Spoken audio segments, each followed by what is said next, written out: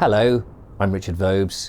I'm the Bald Explorer. This is a continuation of my story. People have been enjoying this little moment of heritage from my own life sharing with you. And it's been interesting watching the comments as other people say, oh, that struck a nerve with me, what you were talking about. And I hope that's the same with this episode. Going to jump a little bit about in this one because it's something that I sort of have not mentioned before, but they all sort of club together. And I'm talking about transport.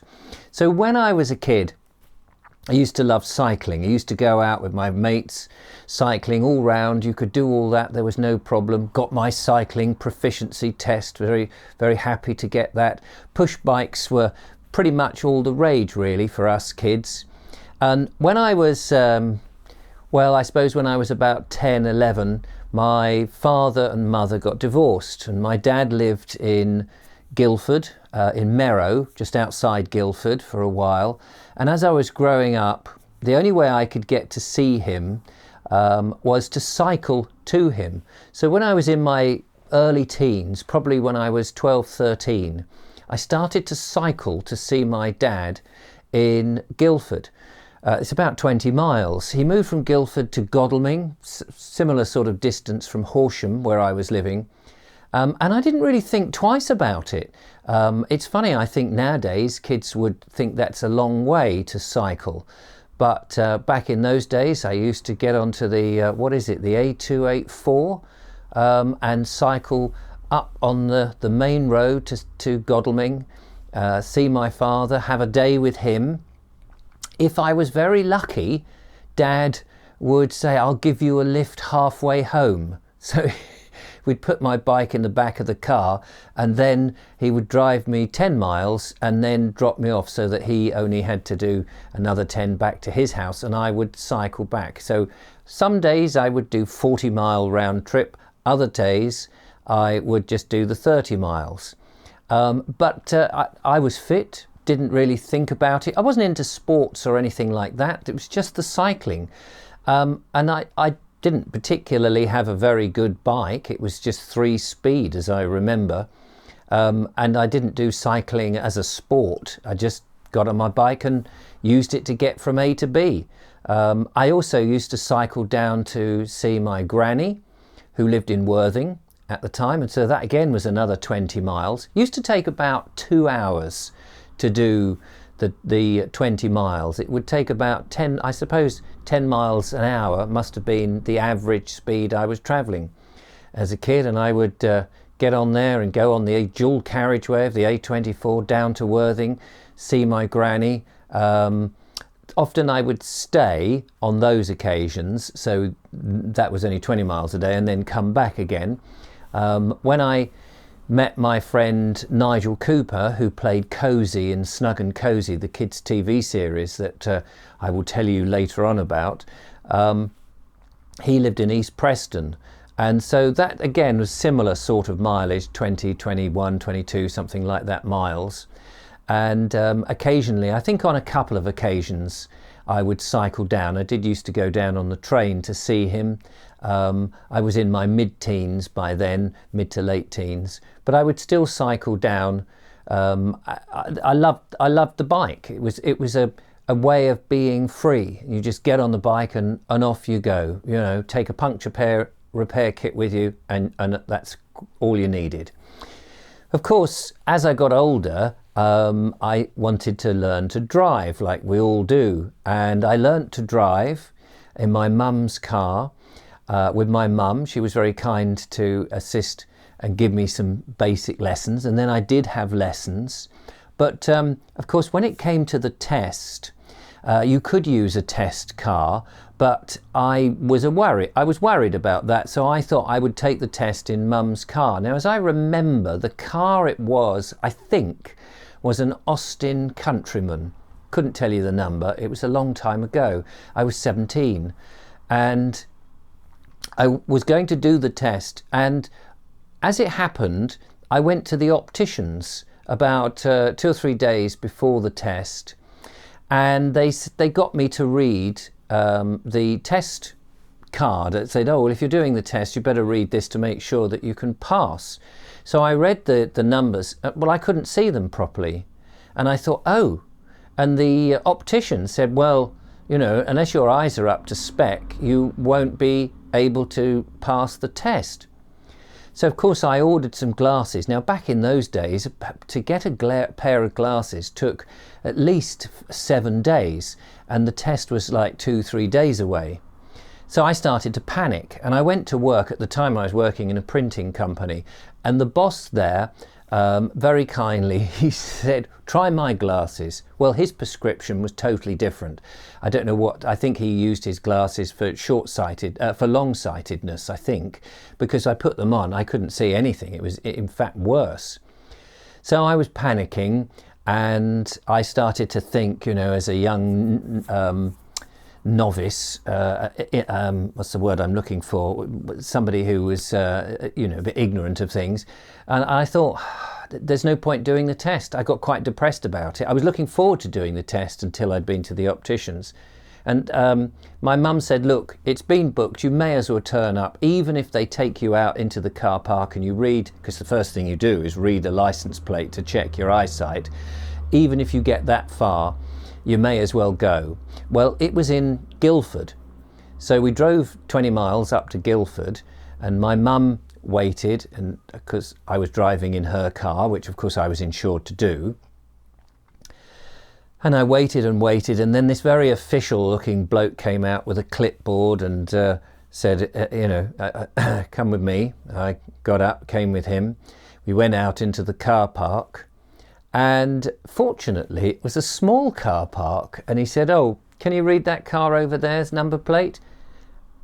And it was much nearer than it ought to have been, and I could read it. So I read the number plate, and I was so surprised, because I thought, this is the moment. I thought that was the moment that it's all going to be, I'm ever so sorry, we're not taking this any further because you're blind. But actually I could read that number plate. So, and he didn't make a murmur. He then just said, right, okay, if you'd like to get into the car. And I got into the car, and I was so stunned by that and so relieved, I sailed through the rest of the test, followed all his instructions, and I wasn't panicking about any of it. And I passed first time. There was a couple of points I think that I was knocked off, but I passed definitely. And I said, oh, what are the issues that I failed on? He says, I wouldn't worry about those. Just concentrate on, you know, keeping your driving safe and all the rest of it. You've passed.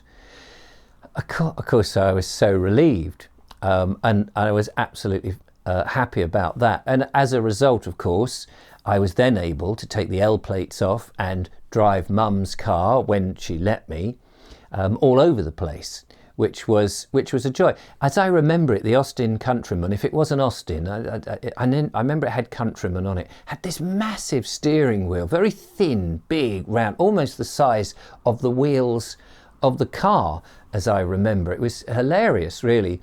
And I loved that, absolutely loved it. And I had several cars when I was young. One of the cars I had was a left-hand drive Beetle.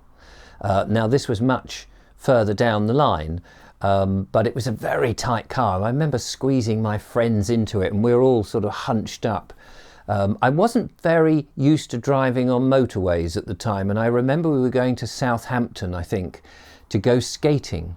And we drove down to Southampton, got onto the M27, and I remember there we were all laughing and joking, and I misread the motorway and ended up on a slip road going somewhere else, and it was yeah, it was a bit of a funny old trip, really.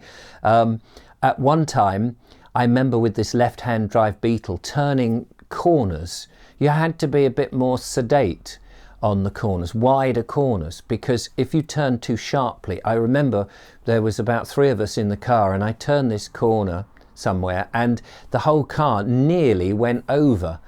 It was a bit of a shock to me. You know, you pass the test and then you really learn to drive.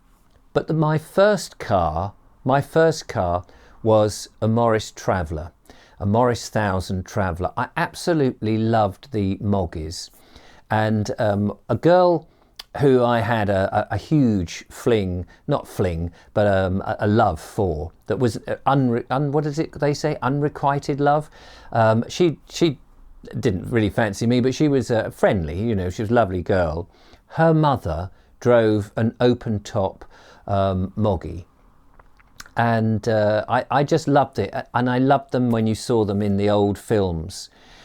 And as a kid growing up, my dad, I think this is where I got it from really, is my dad had a Morris Traveller, and I always remember the number plate. Isn't it funny how certain things are etched on your mind? I always remember the number plate, NRX 541.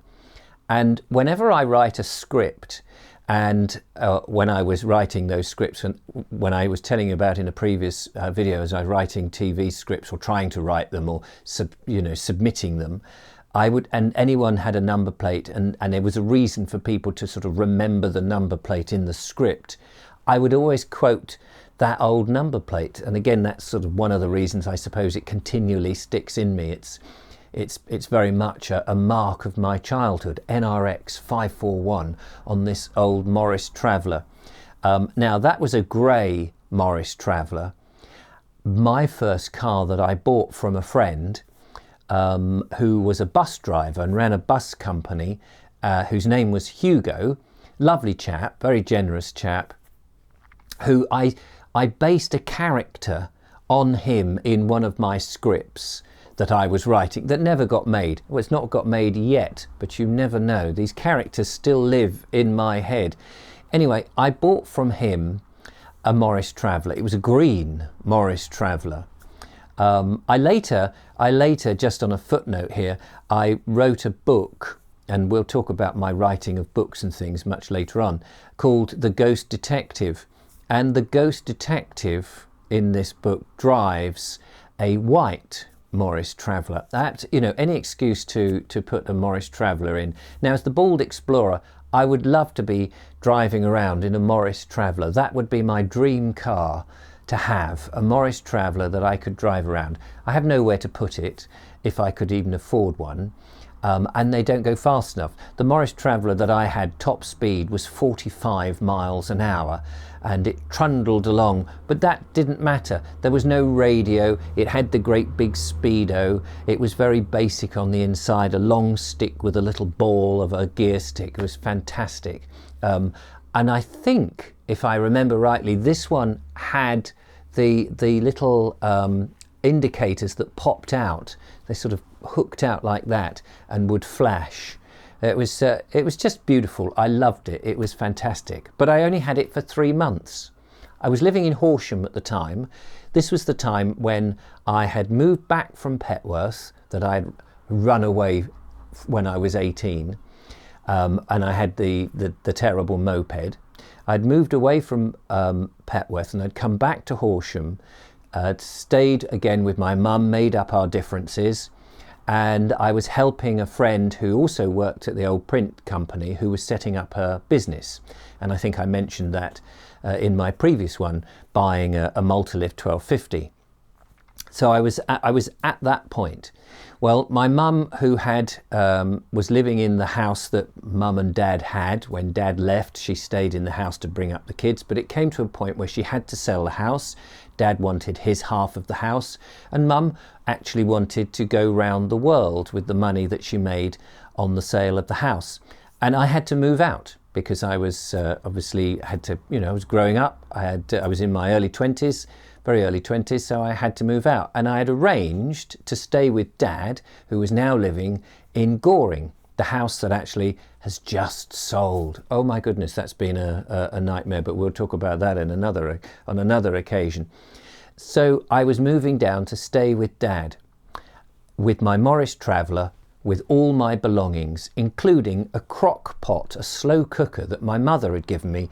She said, well, you'll probably want to cook your own stuff, and you can put stuff in the crock pot, and you can leave it for the day and get on with it. I was very much into my writing at the time, and I had a job that I managed to get when I got down there. But I had to get there first. So I piled everything into the Morris Traveller, and I trundled down the A24. And on the way, this was before a lot of the new improvements on the road, and a lot more of the, in those days you drove through Dial Post and Ashington, but I hadn't even got that far. Halfway along, there was a part of the road, and for some reason, things were knocking about in the back of the car, and there was a bit of a lay-by. So I drove into this lay-by. The lay-by, not a proper lay-by, was just, a bit of gravel and some puddles, dry puddles, just sort of, what I mean, is just sort of these ditchy bits.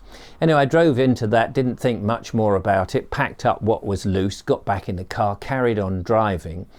Unbeknown to me, going into these little dips, these sort of holes in the road, this uneven surface, had on the car knocked out a pin that is quite crucial to hold one of the wheels on.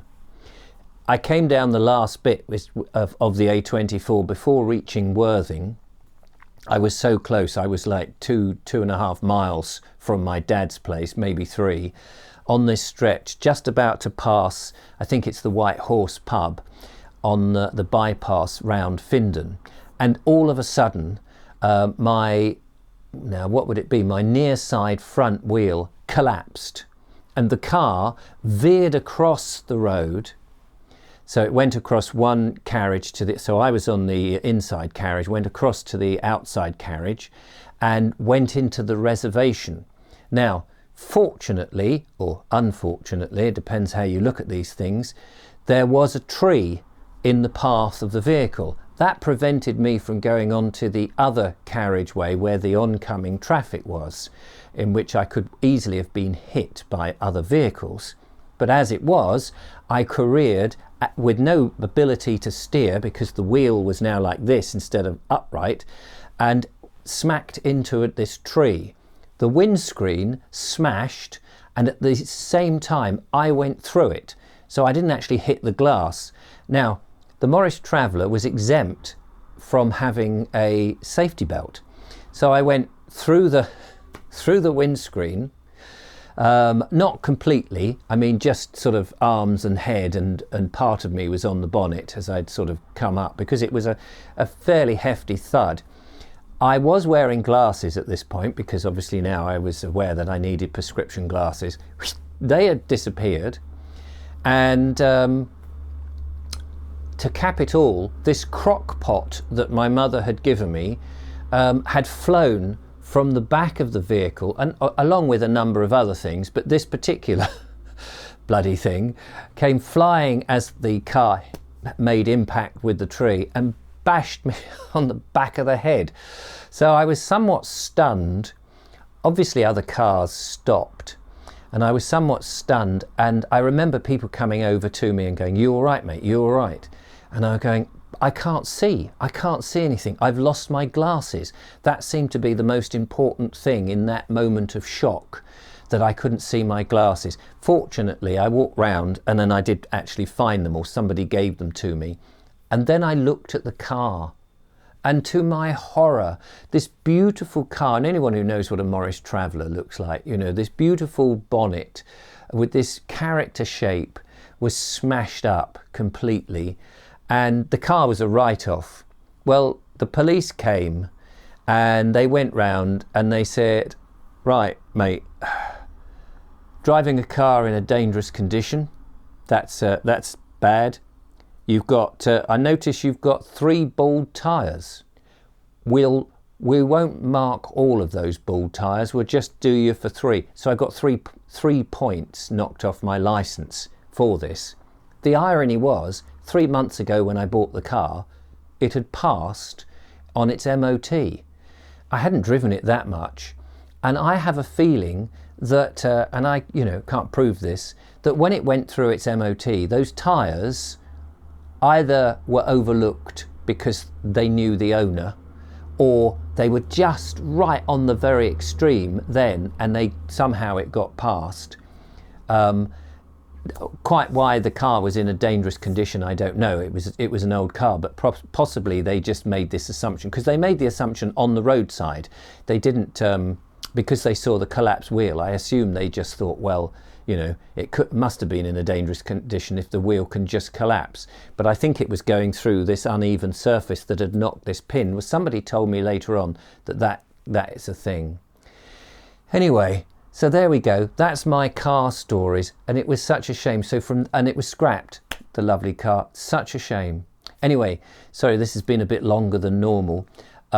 That's my story on transport.